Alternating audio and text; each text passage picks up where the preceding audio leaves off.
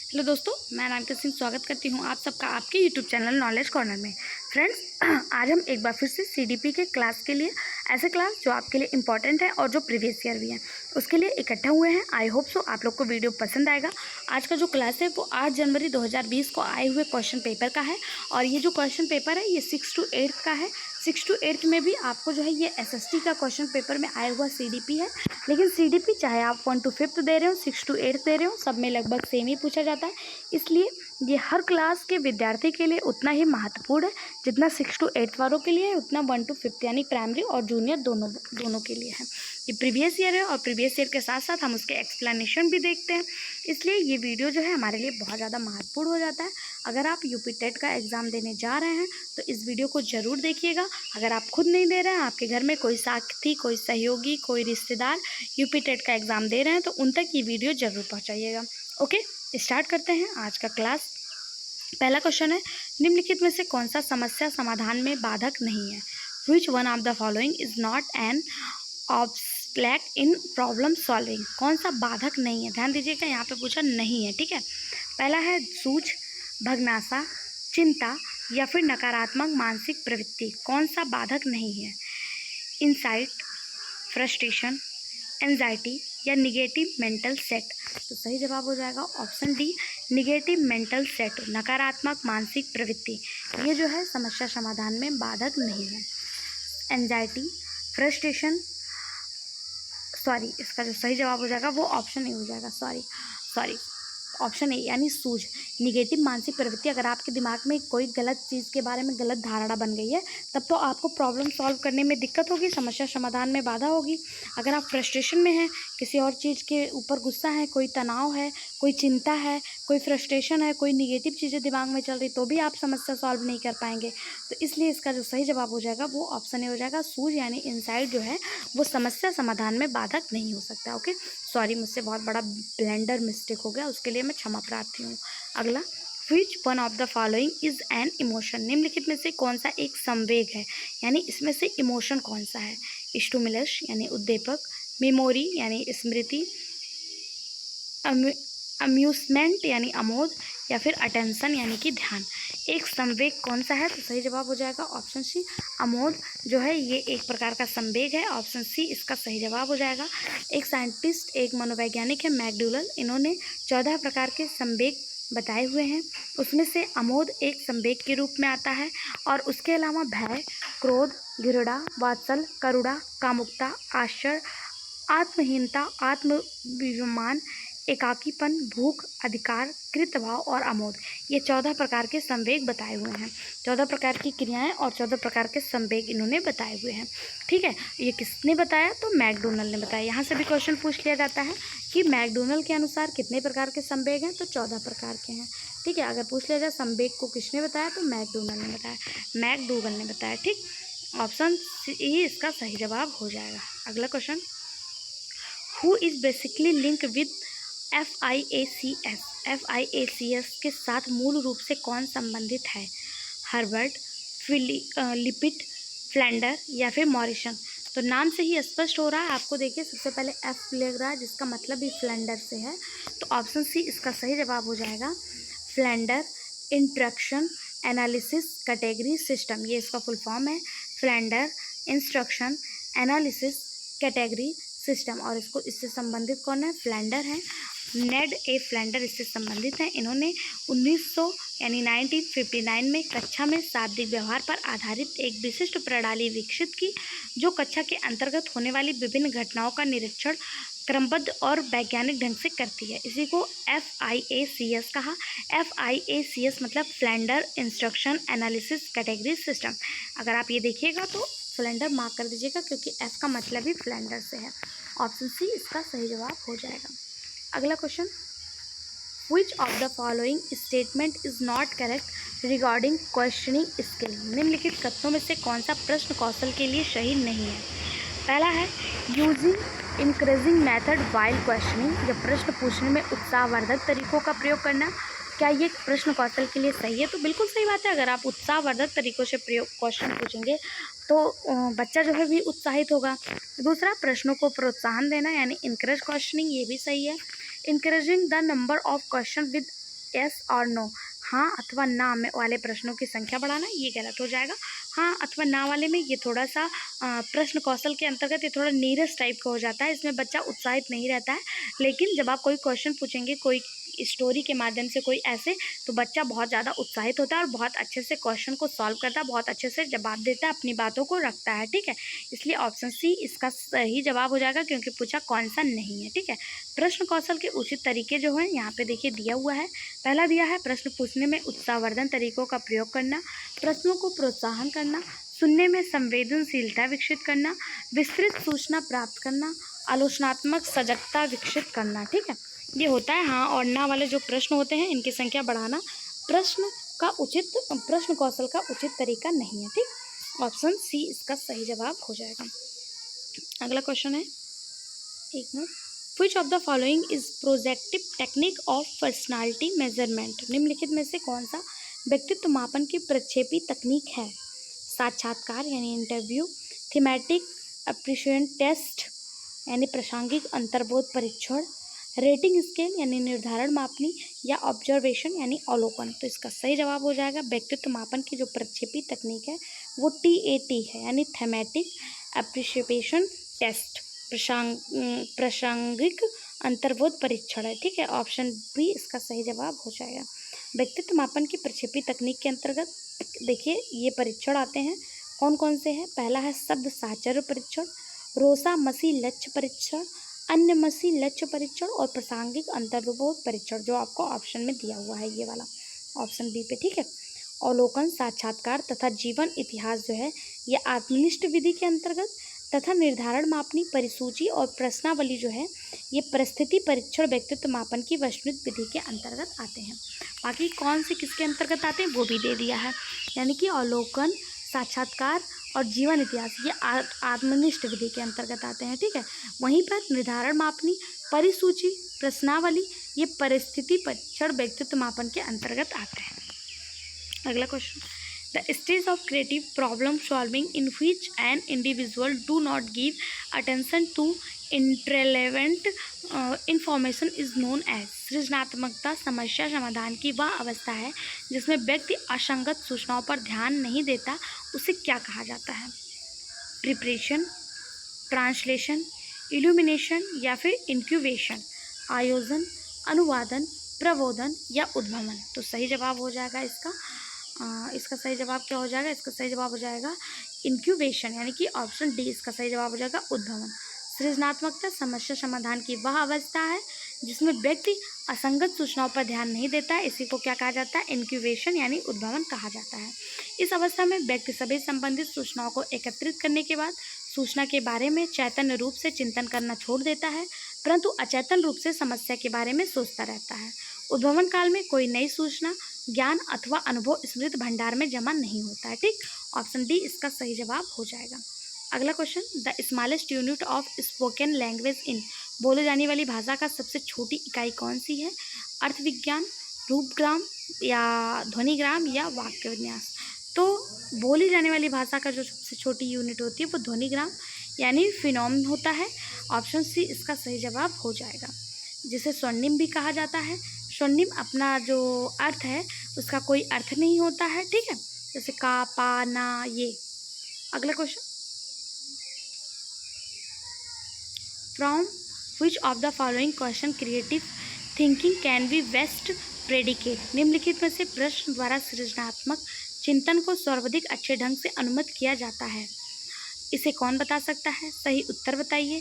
क्या आप अपना उत्तर बता सकते हैं? इसे कितने विभिन्न तरीकों से हल किया जा सकता है?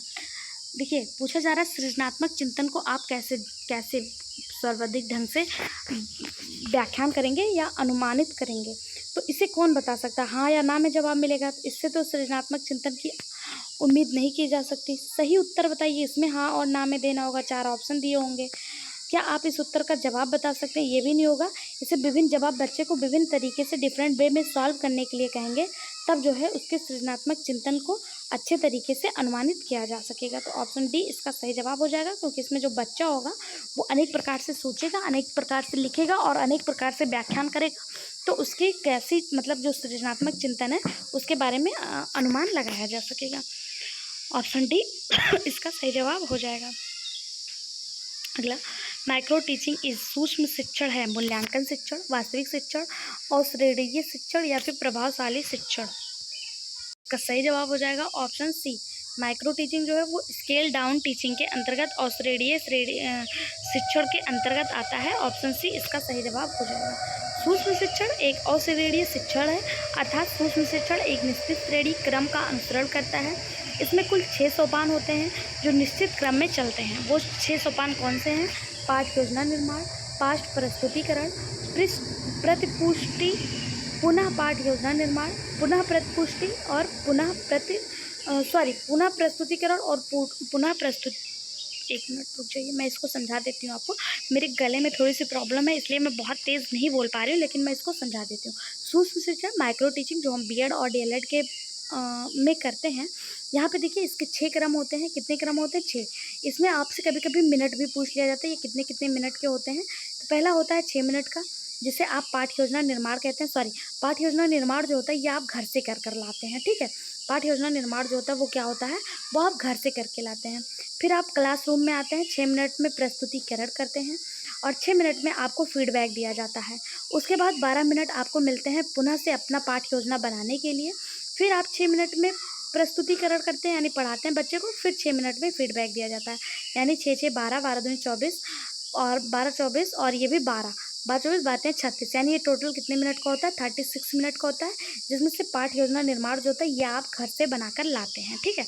इसका सही जवाब ऑप्शन सी, ठीक है। अगला क्वेश्चन, सूची 1 और सूची 2 से मिलाना है, यानी किसने कौन सा सिद्धांत दिया है यहाँ पे ये बताना है। पहला है हल, मैकडूगल, फ्रायड और मैस्लो। तो किसने कौन सा सिद्धांत दिया है? नीड थ्योरी किसने दी? इंस्ट्रक्ट थ्योरी किसने दी? फिजियो एनालिटिक थ्योरी किसने दी? और ड्राइव रिडक्शन थ्योरी किसने दी? कि यहाँ पे जो हल है, हल के द्वारा जो है दिया गया था ड्राइव रिडक्शन थ्योरी, यानी कि प्रणोद अवलोकन सिद्धांत, यानी 1 का 4 हो जाएगा। 1 का क्या हो जाएगा? 4 हो जाएगा। बी, मैकडूगल के द्वारा जो सिद्धांत दिया गया था वो मूल प्रवृत्ति सिद्धांत, यानी इंस्टेंट थ्योरी दिया गया था, यानी 2 का 2 हो जाएगा।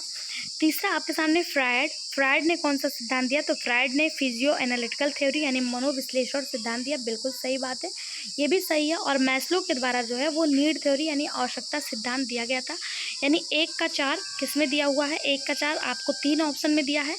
2 का 2 किस में दिया है? 2 का 2 इन दोनों में है, बाकी ये सब कैंसिल हो जाते हैं। 3 का 3 केवल ऑप्शन बी में दिया, यानी कि ऑप्शन बी आपका सही जवाब हो जाएगा। मैकडूगल प्रणोद अवलोकन सिद्धांत, हल प्रणोद अवलोकन सिद्धांत, मैकडूगल मूल प्रवृत्ति सिद्धांत, फ्रायड मनोविश्लेषण सिद्धांत और मैस्लो आवश्यकता सिद्धांत दिए हैं, ठीक है। ऑप्शन बी इसका सही जवाब हो जाएगा। अगला, निम्नलिखित में से कौन सा अविक्रमित अनुदेशन का सिद्धांत नहीं है? कौन सा नहीं है? अभ्यास का सिद्धांत, छोटे पदों का सिद्धांत, सक्रिय अनुक्रिया का सिद्धांत या पुनर्वलन का सिद्धांत? इसका सही जवाब हो जाएगा प्रिंसिपल ऑफ प्रैक्टिस, यानी अभ्यास का सिद्धांत जो है वो प्रोग्राम्ड लर्निंग का सिद्धांत नहीं है। अनुदेशन अविक्रमित अनुदेशन का सिद्धांत नहीं है। ऑप्शन ए इसका सही जवाब हो जाएगा। अविक्रमित अनुदेशन के 5 प्रमुख सिद्धांत हैं, वो कौन कौन से हैं? लघु पदीय सिद्धांत जो छोटे छोटे पदों में होते हैं, फिर दिया है सक्रिय अनुक्रिया सिद्धांत, तत्कालिक प्रतिपुष्टि सिद्धांत और इसी को पुनर्वलन सिद्धांत भी कहते हैं, स्वागत सिद्धांत और छात्र परीक्षण सिद्धांत। ये जो है अभिक्रिया अनुदेशन सिद्धांत के अंतर्गत आते हैं। और जो अभ्यास का सिद्धांत है ये थांडाइक से संबंधित है।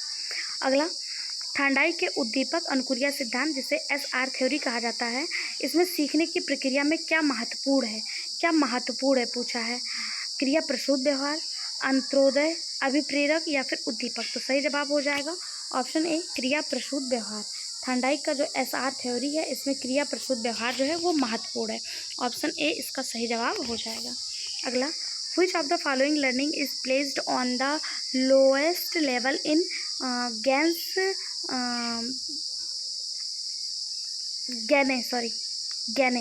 hierarchy of learning? निम्नलिखित में से किस प्रकार के अधिगम को गैने ने अपनी अधिगम सोपानकी में सर्वाधिक निम्न स्थान दिया, यानी सबसे नीचे कौन सा है? Concept learning, verbal learning, signal learning या चैन लर्निंग। तो सबसे नीचे जो है वो सिग्नल लर्निंग है, संकेत अधिगम है। ऑप्शन सी इसका सही जवाब हो जाएगा। गैने के द्वारा समस्या समाधान के 8 चरण दिए गए थे। 8 चरण में सबसे पहला जो है यानी सबसे नीचे पावदान पे जो है वो संकेत लर्निंग यानी सिग्नल लर्निंग है। दूसरा SR learning, chain learning, verbal learning, multiple discrimination learning, concept learning, principle learning और सबसे ऊपर जो है वो प्रॉब्लम सॉल्विंग लर्निंग आता है। ठीक है, यहाँ से पूछ लिया जाएगा गैने के द्वारा क्या कहते हैं अधिगम, क्या बोलते हैं यार, हाँ, अधिगम के कितने प्रकार दिए गए हैं? तो 8। ठीक है, अगला क्वेश्चन, शिक्षण के दौरान आवाज़ में उतार चढ़ाव किसका उदाहरण है? उद्दीपन परिवर्तन कौशल, प्रस्तावना कौशल, पुनर्वरण कौशल या समापन कौशल। तो सही जवाब हो जाएगा option A, skill of stimulation variation. उद्दीपन परिवर्तन कौशल, क्लास के दौरान जब उतार चढ़ाव होता है तो उद्दीपन परिवर्तन कौशल का उदाहरण होता है। ऑप्शन ए इसका सही जवाब हो जाएगा। अगला, निम्नलिखित में से कौन सा संप्रेषण प्रक्रिया का तत्व नहीं है? संप्रेषण प्रक्रिया का जो तत्व नहीं है वो पुनर्वलन नहीं है, इन्फोर्समेंट नहीं है। ऑप्शन डी इसका सही जवाब। संप्रेषण एक प्रक्रिया है जो 2 या 2 से अधिक व्यक्तियों के मध्य घटित होती है। इसके माध्यम से अभिवृत्ति, इच्छाओं, आदर्श एवं सूचनाओं इत्यादि का आदान प्रदान होता है।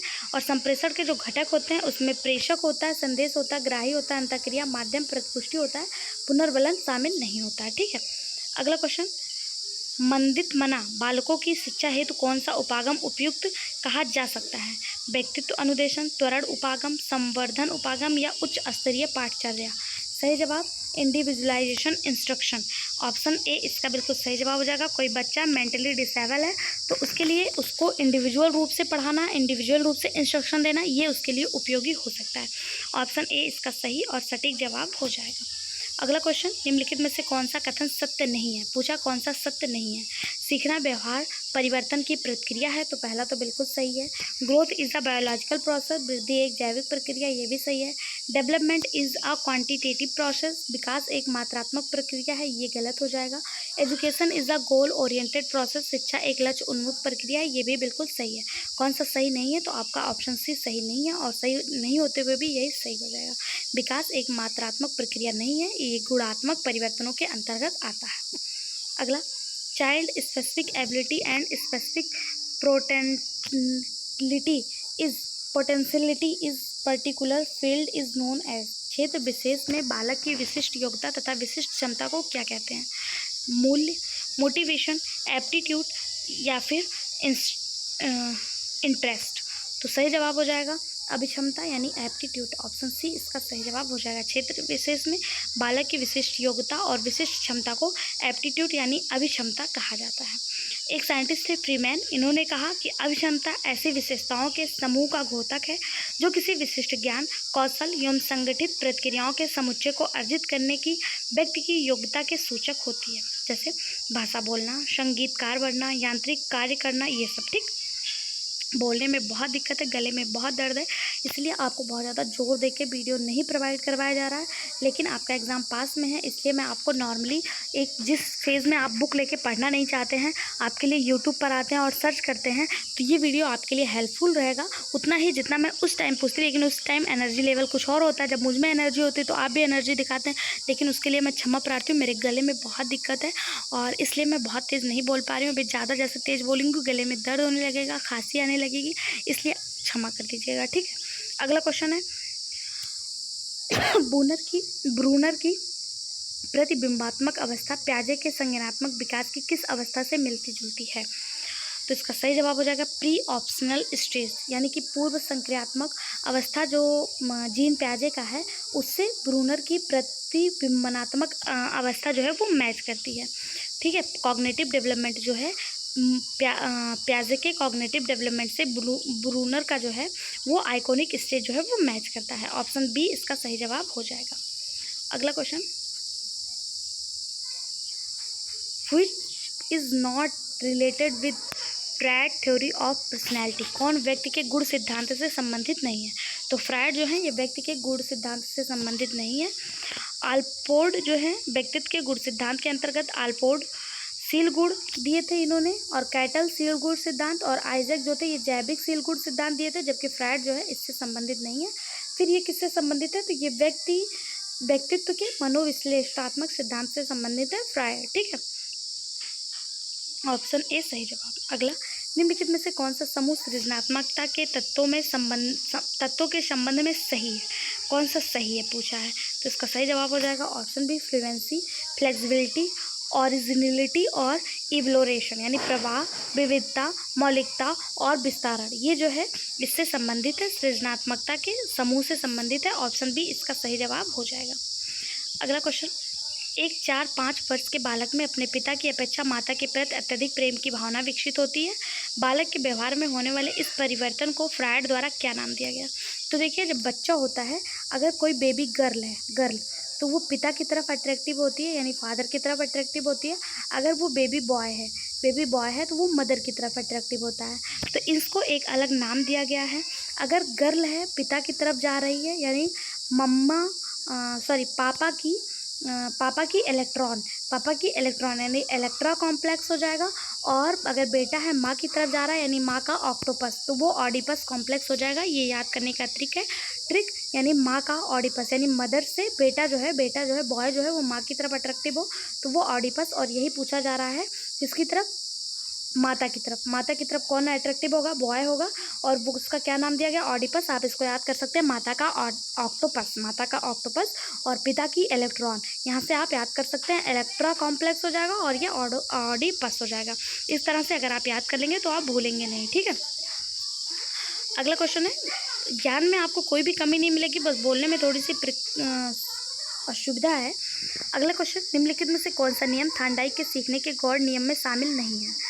सादृश्यता का नियम ये तो है, बहुप्रतिक्रिया का नियम ये भी है, आंशिक क्रिया का नियम ये भी है, क्रिया प्रतिक्रिया का नियम ये नहीं है। क्रिया प्रतिक्रिया का जो नियम है ये किससे संबंधित है, तो गिलफोर्ड से संबंधित है।